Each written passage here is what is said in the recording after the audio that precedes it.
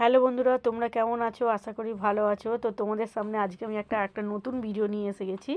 আমি তো কুরুশের কাজ করি বটমের সুতো দিয়ে। বটমের সুতো তো বসানোই আছে, দেখতেই পাচ্ছ বল করেছি। তো সামনেই সরস্বতী পুজো, তো ভাবলাম দুটো হার বানাই। তো দেখো, কুরুশের সুতো দিয়ে বা আদার্স অন্যরকম সুতো দিয়ে, লাল একটা এক্সট্রা সুতো নিয়েছিলাম, সেইগুলো দিয়ে আমি একটা হার বানিয়েছি।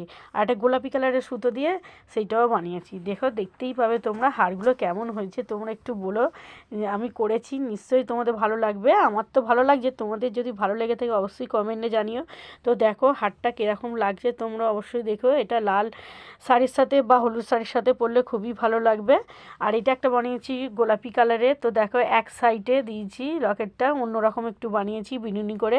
তো তোমাদের যদি ভালো লেগে থাকে অবশ্যই তোমরা কিন্তু আমাকে কমেন্টে জানিও। তো কুরুশের সুতো দিয়ে করেছি। তো আজকের মতন আমি রাখছি। তোমাদের যদি ভালো লেগে থাকে অবশ্যই চ্যানেলটা সাবস্ক্রাইব করে দিও। তো টাটা।